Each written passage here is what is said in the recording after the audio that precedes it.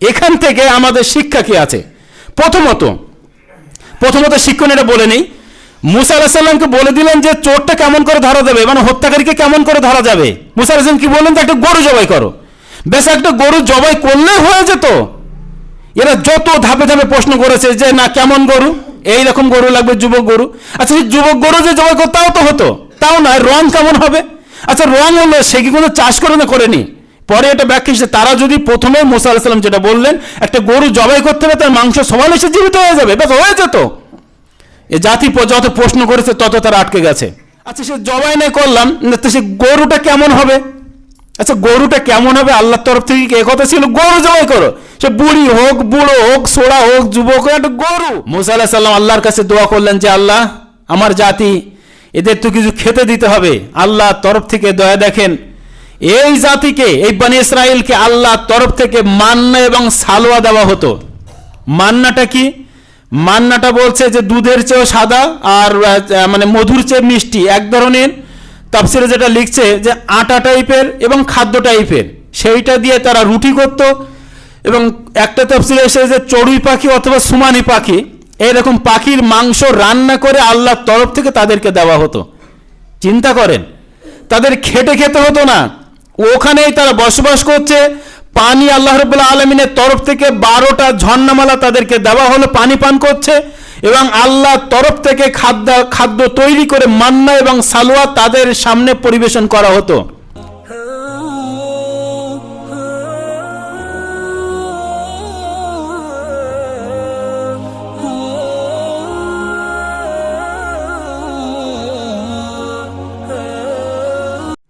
শ্রদ্ধেয় সম্মানিত গ্রামবাসীবৃন্দু, সমস্ত প্রশংসা সেই আল্লাহর,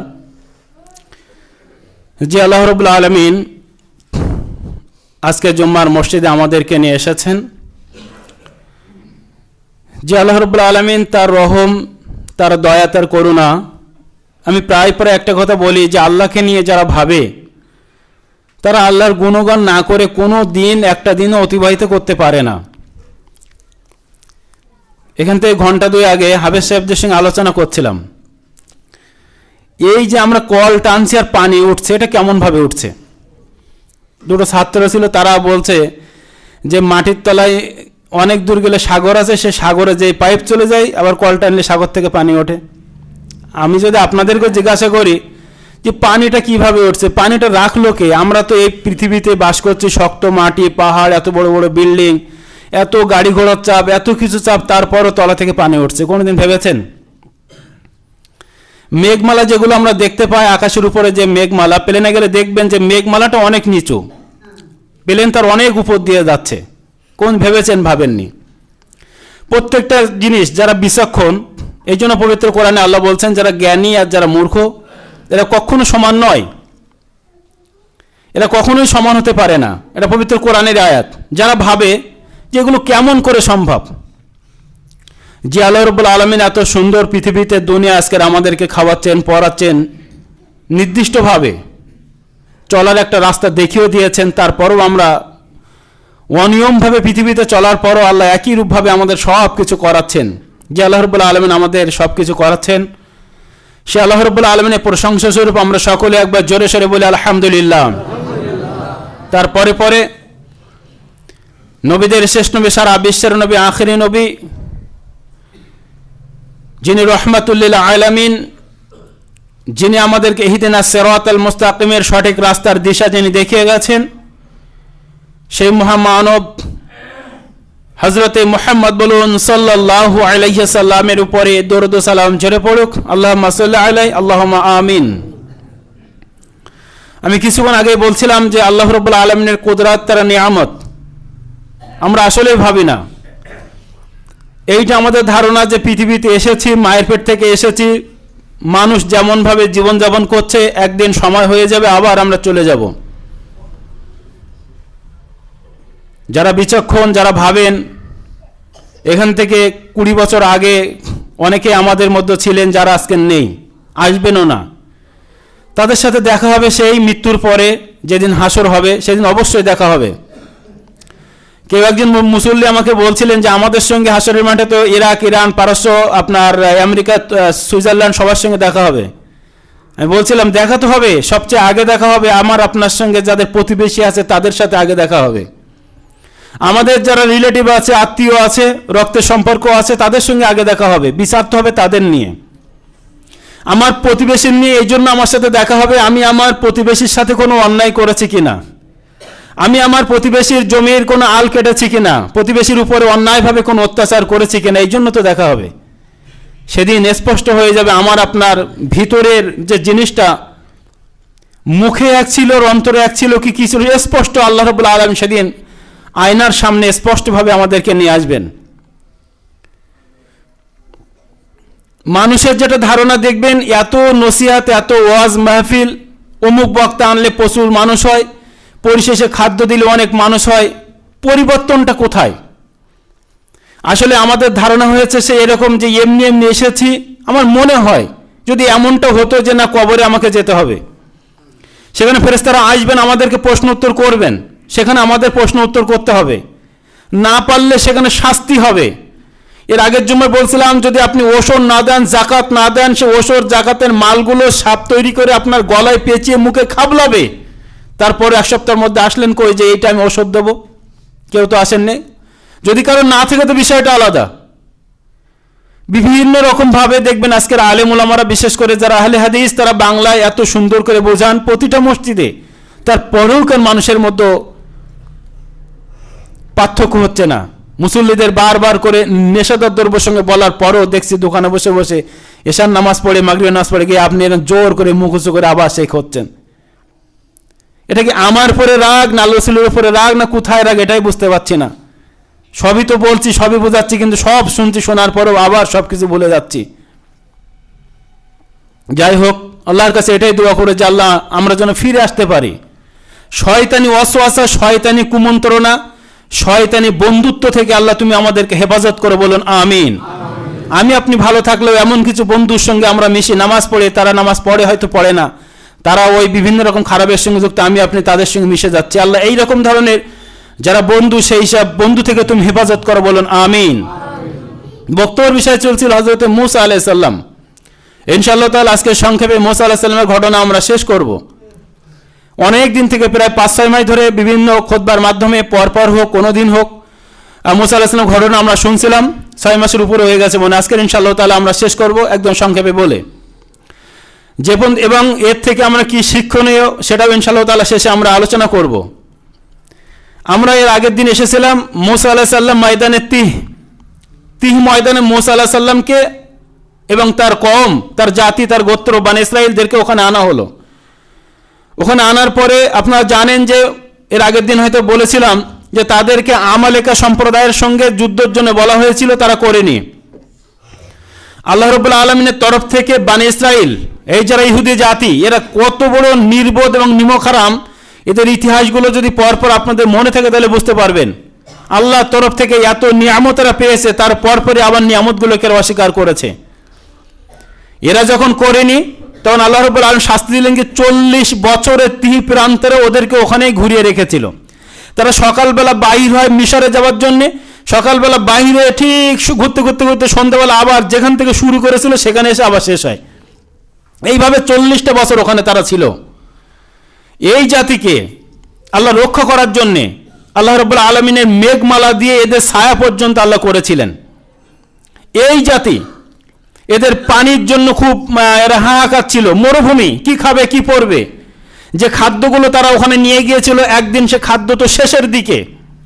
তো পানির জন্য যখন মূসা আলাইহিস সালামের কাছে তারা আহাজারি করলো যে আপনি আমাদের পানির ব্যবস্থা করে দেন, মূসা আলাইহিস সালাম আল্লাহর কাছে দোয়া করলেন যে আল্লাহ, জাতি তো নিমকহারাম, এরা কথা শোনে না, এদের জন্য পানির ব্যবস্থা করে দেয়। আল্লাহ রাব্বুল আলামিন মূসা আলাইহিস সালাম যে লাঠি ছিল, ওই লাঠি, অন্য তাফসীর এসেছে যে 12টা গোত্রের, আগের দিন বলেছিলাম 12টা গোত্রে 12টা সর্দারের 12টা জায়গায় লাঠির আঘাত করলে সেখান থেকে ঝর্ণামালা বেরিয়ে আসে, এবং প্রত্যেক গোত্রের জন্য একটা একটা ঝর্ণামালা হোক, পুকুর টাইপের জিনিস হোক, সেটা বাইরে আসে, সেখান থেকে তারা পানি পান করে। এখন পানি তো হলো খাদ্য, খাদ্যের জন্য মূসা আলাইহিস সালামের কাছে আবার বললেন যে আমাদের তো কিছু খাদ্য খেতে হবে। মূসা আলাইহিস সালাম আল্লাহর কাছে দোয়া করলেন যে আল্লাহ, আমার জাতি, এদের তো কিছু খেতে দিতে হবে। আল্লাহ তরফ থেকে দয়া দেখেন, এই জাতিকে, এই বনি ইসরাইলকে আল্লাহর তরফ থেকে মান্না এবং সালোয়া দেওয়া হতো। মান্নাটা কি? মান্নাটা বলছে যে দুধের চেয়েও সাদা আর মানে মধুর চেয়ে মিষ্টি, এক ধরনের। তাফসিরে যেটা লিখছে যে আটা টাইপের এবং খাদ্য টাইপের, সেইটা দিয়ে তারা রুটি করত। এবং একটা তাফসিরে এসে যে চড়ুই পাখি অথবা সুমানি পাখি, এরকম পাখির মাংস রান্না করে আল্লাহর তরফ থেকে তাদেরকে দেওয়া হতো। চিন্তা করেন, তাদের খেটে খেতে হতো না, ওখানেই তারা বসবাস করছে। পানি আল্লাহ রাব্বুল আলামিনের তরফ থেকে 12টা ঝর্ণামালা তাদেরকে দেওয়া হলো, পানি পান করছে। এবং আল্লাহর তরফ থেকে খাদ্য তৈরি করে মান্না এবং সালোয়া তাদের সামনে পরিবেশন করা হতো। এই নিমুখারাম জাতি, এরা ওই পাখির মাংস এবং রুটি এই খেতে খেতে খেতে খেতে এক পর্যায়ে বললো যে আল্লাহ আর ভালো লাগছে না, অন্য কিছু দাও। কি দাও? একটু আলু দাও। ওখানে সবজির কথা নিয়ে এসছে, খোঁজারাও যে সবজি দাও, পটল দাও, বিভিন্ন রকমের যারা সবজি চাষ করে ওই সব একটু কিছু দাও। আল্লাহ রাব্বুল আলামিন বললেন যে সেই কথাই বলে শুকে খেলে ভূতে কেলায়। এত সুন্দর খাদ্য, আল্লাহ জান্নাতি খাদ্য, এদের আর ভালো লাগছে না, যে এবার একটু ওই সব খাবো। তো ওই সব খাবার জন্য কি হবে? মুসা আলাইহিস সালাম আল্লাহর কাছে আবার দোয়া করলেন যে আল্লাহ, এ জাতির সেই খারাপ ভাষার বললাম না যে কার পেটে ঘিস হয় না, এদের ঘিস হবে না। আল্লাহ রাব্বুল আলামিন বললেন তাহলে এক কাজ করো, তোমরা বাইতুল মুকাদ্দাসে চলে যাও, সেখানে গেলে তোমাদের খাদ্য হবে। খাদ্যগুলো কি? এবং যাবার সময় কয়েকটা কথা বললেন। কি বললেন? যে বাইতুল মুকাদ্দাসের যে মেন যেটা ফটক, মেন যেটা আপনার গেট, সেখান থেকে ঢোকার সময় তুমি তোমার জাতিকে বলে দাও যে তোমরা সেখান থেকে ঢোকার সময় বলবে হিত্তাতুন। এর মানে হচ্ছে যে আল্লাহ তুমি আমাকে ক্ষমা করো। 2, ওই ফলকের ওখান থেকে তোমরা মাথাটাকে নিচু করবে, আল্লাহর শুকরিয়া সাজদা করবে, আল্লাহ শুকরিয়া জ্ঞাপন করবে। এই জাতি ওখান থেকে ঢোকার সময় তারা তো মাথা নিচু করেনি। আর যেটা হিত্তাতুন মানে আল্লাহ তুমি ক্ষমা করো, হিত্তাতুনের বদলে তারা বলছে হিনতাতুন, আল্লাহ তুমি গম দাও, আল্লাহ তুমি গম দাও। এই জাতি, হিনতাতুন মানে গম, গেহু। তো এই জাতিকে বলা হয়েছিল যে ওখান থেকে ঢোকার সময় শুকরিয়া স্বরূপ একটু ঘাটটা নিচু করে ঢুকবে। ঢুকিনি, ওরা কি করলো? পেছন ফিরে ঢুকলো, উল্টো ভাবে ঢুকলো।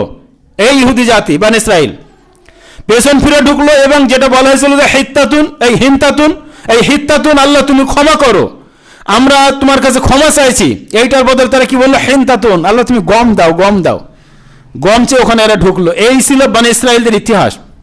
এই বনি ইসরাইলদের দুটো ঘটনা বলে আমি আমার বক্তব্য শেষ করবো আজকে একদম সংক্ষেপে।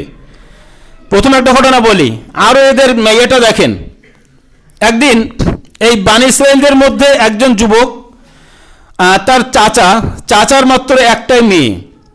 এখন সাধারণত জানেন চাচার যদি ছেলে না থাকে তাহলে ভাইপোরা ভাগ পায়। এই যুবক করলো কি, যে আমি যদি আমার চাচাতো বোনের একটা মেয়েকে যদি বিবাহ করতে পারি, আর বিয়েটাও জায়েজ, সে সময় জায়েজ ছিল, এখনো জায়েজ। তো চাচাতো বোনকে সে বিয়ে করলো, কারণ যে চাচার ধন সম্পদ অনেক, সবগুলো পাবে। এখন দেখছে যে ধন সম্পদ কবে পায়, এরা সহ্য হলো না, চাচাকে হত্যা করে দিল। তার কারণ চাচাই তো ধন সম্পদ, এবং ওর মাঝখানে একমাত্র কি আছে? চাচা আছে। চাচাকে হত্যা করলে ধন সম্পদ হাতে চলে আসবে, চাচাকে হত্যা করে দিল।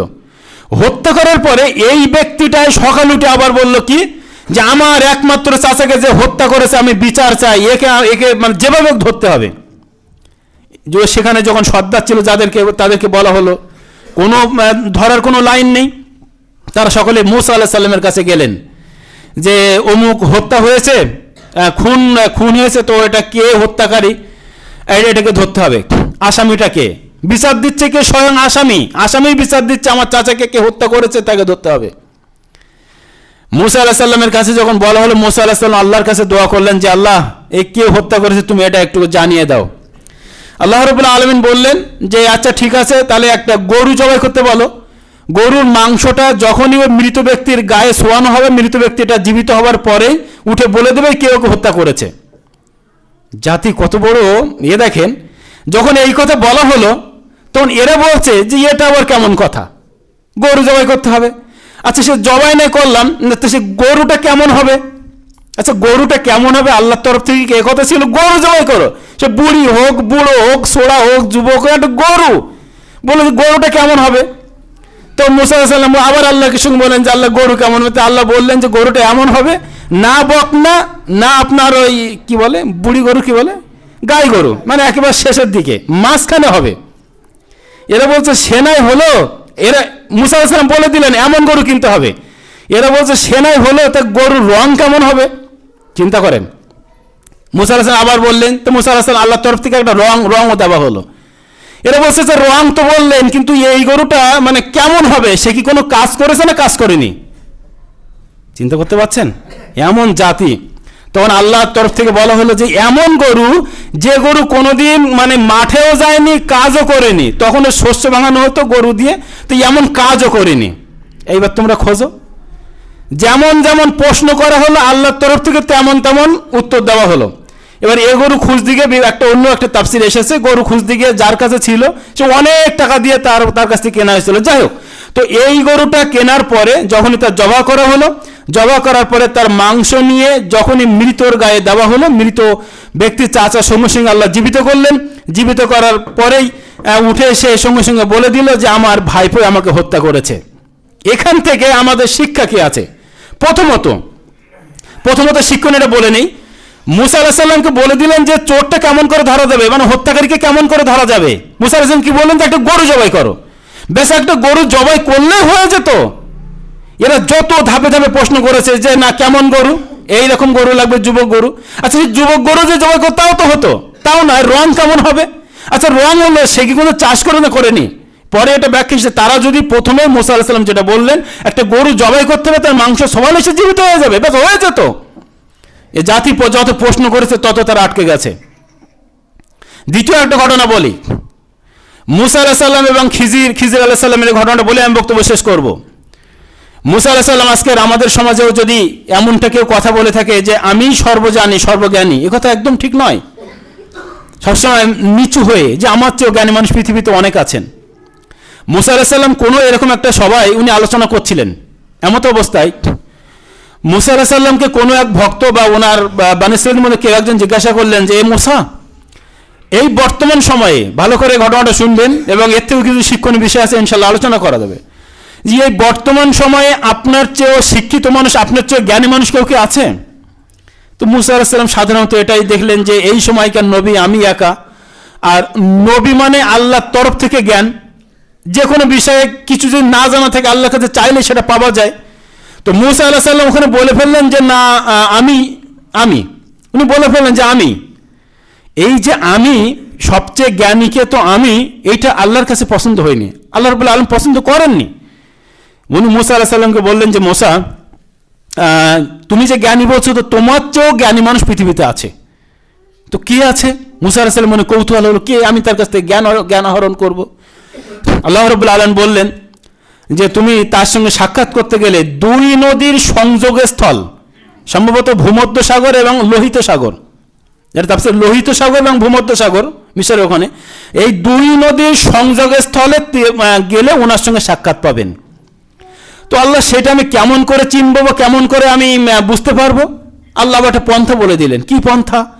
যে তুমি যেখানে যাবে ওখানে যাওয়ার সময় প্যাকেটে করে একটা মাছ নিয়ে যাবে, দেখবে যেতে যেতে ওই মাছটা যেখানে মানে জ্যান্ত হয়ে যাবে, জীবিত হয়ে যাবে, সেখানেই ওই লোকের সঙ্গে তুমি সাক্ষাৎ পাবে।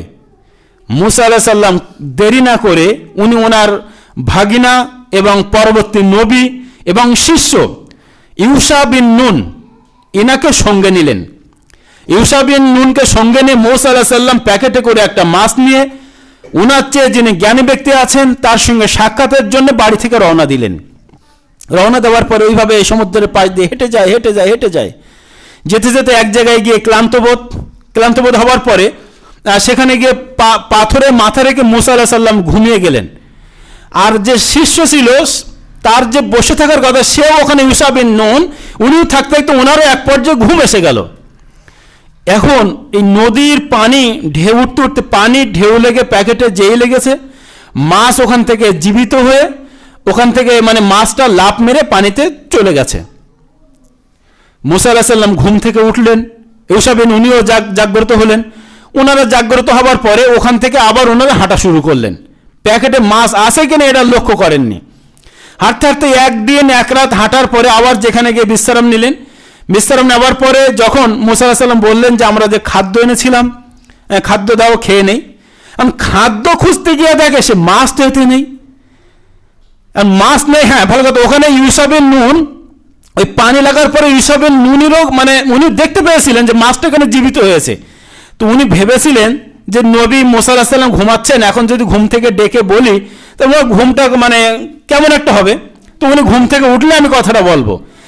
এই যে ঘুম থেকে উঠলে কথাটা বলবো, এইটা আর ওনার স্মরণে ছিল না। শয়তান ওনার ব্রেন থেকে মানে শয়তান ভুলিয়ে দিয়েছে। তো ওখানে গিয়ে যখন খাবার বাহির করার সময় হঠাৎ মনে হচ্ছে যে তাই তো আমি সে কথা বলতে ভুলে গিয়েছিলাম। কি কথা? যে কাল যেখানে আমরা বিশ্রাম নিয়েছিলাম সেখানে কিন্তু মাছটা জীবিত হয়, জীবিত হওয়ার পর ওখান থেকে পানিতে চলে যায়। দেখো আশ্চর্য ব্যাপার, আমরা তো ওই জায়গায় খুঁজছি, তুমি এতক্ষণ পর আমাকে বলছো। তা চলো আবার ফেরত চলো, আবার ফেরত এসে সেই জায়গায় যখন আসলেন, আসার পরে দেখছেন যে একজন চাদর আবৃত, মাথা থেকে মানে পা পর্যন্ত ঢেকে একজন শুয়ে আছেন। মুসা আলাইহিস সালাম সালাম দিলেন, আসসালামু আলাইকুম। উনি বললেন যে এই সময় বা এখানে সালাম দিচ্ছে কে, আপনি কে? তিনি বললেন যে আমি বনী ইসরাঈলদের নবী মুসা। তো বললেন আচ্ছা আচ্ছা ঠিক আছে, তো কেন? তো উনি বললেন যে আমি আপনার কাছে এসেছি, আপনার কাছ থেকে কিছু জ্ঞান নেব বলে, কিছু শিক্ষা নেওয়ার জন্য আপনার কাছে এসেছি আল্লাহর তরফ থেকে। উনি বললেন যে এটা ঠিক, আমার কাছে যে জ্ঞান আছে আপনার কাছে নেই, বা আপনার কাছে যা আছে আমার কাছেও নেই। আর একটা কথা বললেন যে আমার কাছ থেকে যে জ্ঞান নেবেন, নিতে গেলে আপনি ধৈর্য ধরে থাকতে পারবেন না। উনি বললেন যে আমি পারবো। খিজির আলাইহিস সালাম, এই ব্যক্তি খিজির, ইনি বলছেন যে তাহলে আমার সঙ্গে সফর অবস্থায় আমি যে কাজগুলো করব কোনো প্রশ্ন করবেন না যে এইটা কেন হলো বা এটা কেন করলেন বা এটা করলেন না কেন, কোনো প্রশ্ন করবেন না। আমি যেটা করবো শুধু আপনাকে দেখতে হবে, আপনি দেখবেন আর আমাকে শুধু অনুসরণ করবেন, এর মধ্যেই জ্ঞান থাকবে। মুসা আলাইহিস সালাম বললেন একদম তাই। দুজন আর তিনজন এনারা চলতে লাগলেন। তো চলতে চলতে হঠাৎ করে একটা নদী পার হলো একটা নৌকায় করে। তো নৌকায় করে পার হবার পরে ওই সাইডে গিয়ে নদী পার হবার পরে খিজির আলাইহিস সালাম নৌকাটাকে ছিদ্র করে দিলেন। মুসা আলাইহিস সালাম নবী, ইনি রেগে গেলেন, এটা কি ব্যাপার, একে আশ্চর্য, নৌকায় পার হলাম, পার হওয়ার পেছনে নৌকাটা আপনি ছিদ্র করতে পারেন? উনি জিজ্ঞাসা করছেন ছিদ্র করলেন কেন? খিজির আলাইহিস সালাম বললেন যে এই তো আমি আপনাকে বলেছিলাম আমি যে কাজ করব আপনি কিছু বলবেন না, আপনি যে এই যে জিজ্ঞাসা করলেন। মুসা বললেন আচ্ছা আচ্ছা ঠিক আছে, আমার ভুল হয়েছে, আর আমি একটা জিজ্ঞাসা করবো না, ঠিক আছে চলো। আবার চলতে লাগলেন। হঠাৎ করে খিজির আলাইহিস সালাম, কিছু বাচ্চা খেলা করছিল, সেখান থেকে একটা সুন্দর সুঠাম মানে ভালো দেখতে একটা ছেলেকে ডাকলো, ডাকার পরে খিজির আলাইহিস সালাম তাকে ধরলেন, ধরার পরে আছাড় মেরে বাচ্চাটাকে হত্যা করে দিলেন। মুসা আলাইহিস সালাম আসছে, কি ব্যাপার? মুসা আলাইহিস সালাম রাগ সহ্য করতে আবার জিজ্ঞাসা করলেন, এটা আপনি কি করলেন, একটা বাচ্চাকে আপনি হত্যা করলেন? খিজির বলছেন যে এই যে আপনাকে যে বলা হয়েছিল আপনি ধৈর্য ধরে থাকতে পারবেন না, আপনি আবার আমাকে জিজ্ঞাসা করলেন। মুসা আলাইহিস সালাম বললেন যে এবার শেষ, এবার যদি আমি জিজ্ঞাসা করি আর আমাকে আপনার সঙ্গে রাখতে হবে না। খিজির আলাইহিস সালাম বললেন আচ্ছা ঠিক আছে চলো। তো যেতে যেতে একটা গ্রামে পৌঁছালো। তো গ্রামের মানুষের কাছে কিছু খাদ্যের জন্য চাইলো, আহারের জন্য। কোনো মানুষ তাদেরকে মেহমানদারি করেনি, বরঞ্চ খিজির আলাইহিস সালাম দেখছেন যে একটা পাঁচিল ভগ্নধারা, প্রায় পাঁচিলটা পড়ে যাবে, এমত অবস্থায় সেই পাঁচিলটা খিজির আলাইহিস সালাম আস্তে আস্তে ধরে সম্পূর্ণ পাঁচিলটা ঠিক করে দিলেন। মুসা আলাইহিস সালামের মনে আবার প্রশ্ন আসলো, আপনি সাংঘাতিক লোক তো, কেন? তো এই গ্রামে আসলাম দুটো খাবার জন্য, বললাম কেউ খেতে দেয়নি, আবার আপনি বিনা পারিশ্রমিকে একটা পাঁচিল আপনি ঠিক করে দিলেন। খিজির বলছেন যে আপনার সঙ্গে আমার মানে সফর এখান থেকে শেষ, আর আপনার সঙ্গে আমার যাওয়া হবে না। তো তখন খিজির আলাইহিস সালাম বললেন যে যেগুলো আমি করেছি সেগুলোর বর্ণনা কি? বর্ণনা মুসা আলাইহিস সালাম জিজ্ঞাসা করলেন, বর্ণনা হচ্ছে এটাই। প্রথমত উনি যে নৌকায় চেপে আসলেন, আসার পরে পার হওয়ার পরে নৌকাটাকে ছিদ্র করলেন, এর কারণ হচ্ছে এই যে এখানে যে বাদশাহ আছে, বাদশাহ হচ্ছে জালেম বাদশাহ, তার নিয়ম হচ্ছে ভালো কোনো জিনিস দেখলে সে তার আয়ত্তে নিয়ে নেয়। এখন এই নৌকাটা অভাবী মানুষের, গরিব মানুষের, যদি এই নৌকার ছিদ্র ওর যে অনুসারে দেখে যে নৌকা ছিদ্র, নৌকা ওরা নেবে না, কিন্তু যার নৌকা সে নৌকাটা আবার মানে ঠিক করে সে আবার চালাতে পারবে, এই জন্য আমি ছিদ্র করেছিলাম। এক। দুই, যে বাচ্চাটাকে হত্যা করা হয়েছে, এই বাচ্চাটার পিতামাতা ছিল একদম ইমানদার, কিন্তু বাচ্চাটার মধ্যে যত খারাপি সবে বাচ্চাটার মধ্যে আছে। তো আল্লাহ চায়নি যে বাচ্চাটা পৃথিবীতে থাক, আল্লাহ এই বাচ্চাটার পরিবর্তে ওই পিতামাতার আবার কোনো নেককার সন্তান দেবেন, এই জন্য বাচ্চাটাকে হত্যা করা হয়েছে। তিন, যে পাঁচিলটা আমরা ঠিক করেছি, ওই পাঁচিলটা হচ্ছে দুটো এতিম বাচ্চার, যার পিতামাতা নেই, পিতামাতা ভালো ছিল এবং বাচ্চা দুটো ভালো, এতিম। এখন এর পিতামাতা ওই পাঁচিলের নিচে এদের জন্য ভান্ডার, অর্থের ভান্ডার হোক স্বর্ণের ভান্ডার রেখে গেছে। এখন ওই পাঁচিলটা যদি পড়ে যায়, মানুষ দখল করে নেবে, পাঁচিল ইট বা বিভিন্ন জিনিস দখল করতে করতে এই যে অর্থের ভান্ডারটাও তারা পেয়ে যাবে। এই দুটো বাচ্চা, এতিম বাচ্চাদের কপালে হবে না। পাঁচিল যদি দাঁড়িয়ে থেকে কোনো মানুষ এসে ভাঙতে সাহস পাবে না। অতএব এই জন্যে আমি হেলান দেওয়া বেঁকানো পাঁচিলটাকে সুতা করে দিয়েছি, যাতে করে বাচ্চা দুটো বড় হবার পরে পাঁচিল ভেঙে তারা যখন ঠিক করতে যাবে, অর্থগুলো তারা ঠিক পেয়ে যাবে। তিনটে এখান থেকে শিক্ষণীয় ঘটনা খিজির আলাইহিস সালাম মুসা আলাইহিস সালামকে দিলেন। যাই হোক, মুসা আলাইহিস সালাম শিক্ষণীয় ঘটনাটা পেলেন। তো মুসা আলাইহিস সালামকে এটা শাস্তি বলুন আর শিক্ষা বলুন কেন দেওয়া হলো? একটা কথার জন্যে। কি কথা? যে মুসা, তোমার চেয়েও কি কেউ জ্ঞানী আছে বা আপনার চেয়ে কি কেউ জ্ঞানী আছে? উনি একটু চিন্তা করে বলেছিলেন যে না, এই মুহূর্তে নবী তো আমি একা, অতএব হ্যাঁ আমিই জ্ঞানী, ব্যাস এতটুকু। এতটুকু কথা আল্লাহর ভালো লাগেনি, যার জন্য খিজির আলাইহিস সালামের সঙ্গে এই দীর্ঘ সফর, এত কিছু সব কিছু। আজকের আমরাও যারা মানুষ, মুসা আলাইহিস সালাম এবং ফিরাউনের যে কাহিনী বা ঘটনা, পবিত্র কোরআনে সবচেয়ে বেশি যেটা বর্ণনা হয়েছে সেটা মুসা আলাইহিস সালামের ঘটনা। অনেক জায়গায় দফায় দফায় আল্লাহ রাব্বুল আলামিন বর্ণনা করেছেন। আমরা এখান থেকে মুসা আলাইহিস সালাম ঘটনা শেষ করে ইনশাআল্লাহ পরবর্তী ঘটনা ধরবো। তো মুসা এবং ফিরাউনের এবং হারুন, ইউসা বিন নুন এবং খিজির, বিভিন্ন নবীর যে ঘটনাগুলো শুনলাম, তাতে কি শিক্ষা পেয়েছি? প্রথমত একদম 1 মিনিটের মধ্যে প্রথম শিক্ষা, ফিরাউন সে বলেছিল যে আমি সবচেয়ে পৃথিবীর মধ্যে, মানে আমি আল্লাহ, সে প্রভু বলে দাবি করেছিল যে আমি প্রভু বলে দাবি করার পরেও, বনী ইসরাঈলদের সন্তান হত্যা করার পরেও, মুসা যাতে পৃথিবীতে না আসে, তাদের সমস্ত পুত্র সন্তানকে হত্যা করার পরেও আল্লাহ যদি পৃথিবীতে কাউকে বাঁচিয়ে রাখতে চায়, মুর্দাই বুড়ে চাহিয়ে তো क्या होता है, जो होता है वही होता है, मंजूर खुदा होता है। পৃথিবীতে মানুষ যদি কোন মানুষের বিরুদ্ধে যায় আর আল্লাহ যদি তাকে সম্মানের সঙ্গে বাঁচিয়ে রাখবেন মনে করে, পৃথিবীর মানুষ কেউ তার অসম্মান করতে পারে না। মুসা যাতে পৃথিবীতে না আসে তার জন্য তো বনী ইসরাঈলদের পুত্র সন্তানকে হত্যা করা হয়েছিল। সেই মুসাকে ফিরাউনের ঘরে আল্লাহ লালন পালন করালেন, বড় করালেন, মুখে চড়ও আবার খাওয়ালেন। এই মুসাই তো ফিরাউনের মুখে চড় মেরেছিল। সেই মুসা, আমরা ইতিহাস শুনেছি, সেই মুসাকে মারতে আসার সময় মুসাকে আল্লাহ বাঁচিয়ে নিলেন। ফিরাউন যে দাবি করেছিল আমি পড়ব, সেই ফিরাউনকে সমুদ্রের মাঝখানে পানিতে হাবুডুবু খাবিয়ে ডুবিয়ে মারা হয়েছিল। ওই সময় ফিরাউন বলেছিল যে আল্লাহ তোমাকে তো আমি মানি, কিন্তু কি করো, মানুষকে এভাবে বলতে হয়, আমি তোমার মানে অন্তর থেকে তোমাকে মানে তুমি বাঁচিয়ে নাও। আল্লাহ বলেছিলেন আর সময় নেই, ওয়ালা ইউআখিরুল্লাহু নাফসান ইযা জাআ আজালুহা, মানুষের যখন শেষ সময় এসে যাবে আর 1 সেকেন্ড সময় কাউকে দেওয়া হবে না যে আর একটু সময় দাও, আল্লাহ এবার থেকে নামাজ পড়বানি, আর একটু সময় দাও, দাঁড়িয়ে এবার থেকে রাখবানি, আর একটু সময় দাও, মসজিদ ছাড়া বাঁচবো না। এটা যখন বলবেন, সেই ক্যান্সার ব্যক্তির কথা মনে পড়ে। একেবারে উনি নামাজ পড়তেন, তারপরে ওনাকে যখন ক্যান্সার ধরা পড়লো, 2.5 মাস যখন সময় দিয়েছিল, আমি প্রায় নামাজের পরে ওনাকে দেখতে যেতাম। 1 মাস পরে খুব হাট্টাগোট্টা চেহারা, উনি যখন মারা যাচ্ছেন, হাড়ের ওপরে শুধুমাত্র চামড়া আছেন, মাংসগুলো শরীর থেকে সব গায়েব। ক্যান্সার ব্যক্তিকে দেখবেন। তো সেই ব্যক্তিটি 1 মাস পরে আমার হাত ধরে বলছে যে মাওলানা একটু দোয়া করেন। কি দোয়া? যে আল্লাহ যদি আমাকে সারিয়ে দেয়, নামাজ তো আমি পড়ে, আমি মসজিদ ছেড়ে, মসজিদ থেকে আমি কোথাও থাকবো না, 24 ঘন্টা আল্লাহর ঘরের মধ্যে আমি পড়ে থাকবো। আল্লাহ সময় দেবে, ওয়ালা ইউআখিরু নাফসান ইযা জাআ আজালুহা, মৃত্যুর ঘন্টা যদি একবার কারোর বেজে যায় আর কোনো উপায় থাকবে না। ফিরাউনের উপায় থাকেনি, প্রত্যেকে যারা এসেছে কারোর উপায় ছিল না, নেই, ভবিষ্যতেও থাকবে না। অতএব থেকে আমরা শিক্ষা নেব, যত বড়ই জালেম, যত বড়ই ক্ষমতা, যতই অর্থ, যতই যাই কিছু হোক, কবরে আমাকে যেতে হবে, হিসাব দিয়ে আমাকে করতে হবে। হিসাবের জন্য গ্রামের মানুষের প্রতিবেশী যার সঙ্গে ওঠা বসা করেছি, পাশাপাশি থেকে তাদের সামনে হিসাব দিতে হবে। ফিরে আসি আমরা, কমরা বারবার মানে লঙ্ঘন করেছে, আল্লাহ তাদের শাস্তি দিয়েছেন। যাই হোক, মুসা আলাইহিস সালাম এবং এই ঘটনা থেকে আমরা অনেকগুলো শিক্ষণীয় জিনিস আমরা পেয়েছি। তো মূল যেটা বলবো, আমি আবারও বলছি যে আমরা ঘটনা থেকে মূল যে জিনিসগুলো পেয়েছি ওগুলো স্মরণ করবো এবং আল্লাহর পথে আমরা ফিরে আসব। আল্লাহ আমাদেরকে অনেক সুযোগ দিয়েছেন, এখনও চলাফেরা করতে পারছি, এখনও বাঁচতে পারছি। 2টো ভিডিও দেখছিলাম, একটা বাবার 1 পা নেই, সে ওই নকল পা লাগিয়েছে, তার ছেলেরও 1টা পা নেই, ছেলের জন্য একটা নকল পা কিনে এনেছে। সেখানে লেখছে যে আপনি কি ভালো আছেন? তাহলে সেই বাবা ছোট্ট ছেলেটার পা যখন নকল পা দিল, সেই ছেলেটার মুখের হাসি দেখলে মানে জানটা ভরে যাবে। কেন?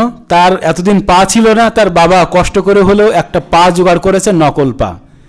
ঠিক এরকম হাঁটু মতো ভাঙবে, সেই ছেলেটা ওই পাটা পরে তার মুখের হাসি দেখলে জানটা জুড়িয়ে যাবে। আমার আপনার আল্লাহ পা দিয়েছে, হাত দিয়েছে, চোখ দিয়ে সব কিছু দিয়েছে, তারপরও 24 ঘন্টার মধ্যে কতক্ষণ আল্লাহর আমরা ইবাদত করছি, এটা একটু ভাববেন। অন্ধ মানুষদের দেখে শিক্ষা নেবেন, যারা খোড়া মানুষদের দেখে শিক্ষা নেবেন। একতলা হয়েছে, স্ত্রী আপনার ঝামেলা করছে, ও পাথর দিয়েছে, আপনার উত্তর সাইডের বাড়িটা যে বাড়িতে এখনো মানে খোলা দেওয়া আছে সেটাকে নিয়ে একবার ভাবুন। আল্লাহ তো এটাও করতে পারতো যে খোলাওয়ালা বাড়িতে আপনার জন্ম দিয়েছে। যার যে অবস্থায় রেখেছে আল্লাহ শুকরিয়া জ্ঞাপন করি।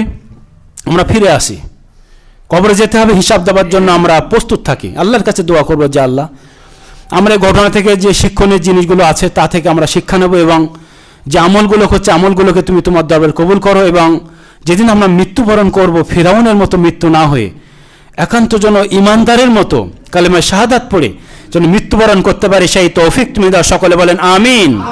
এ আল্লাহ, হাসরের মাঠে যখন এইভাবে গ্রামবাসী, পাড়া প্রতিবেশী, আত্মীয়স্বজনের সামনে বিচার করা হবে, কে কাকে ফাঁকি দিয়েছে, কি করেছে, আল্লাহ ওই সময় যেন কোনো মান অপমান না খেয়ে একদম সোজাসুজি সঠিকভাবে থেকে ডান হাতে আমলনামা নিয়ে যেন জান্নাতুল ফেরদাউসের মধ্যে প্রবেশ করতে পারি, সেই তৌফিক তুমি দাও। সকলে বলেন আমিন।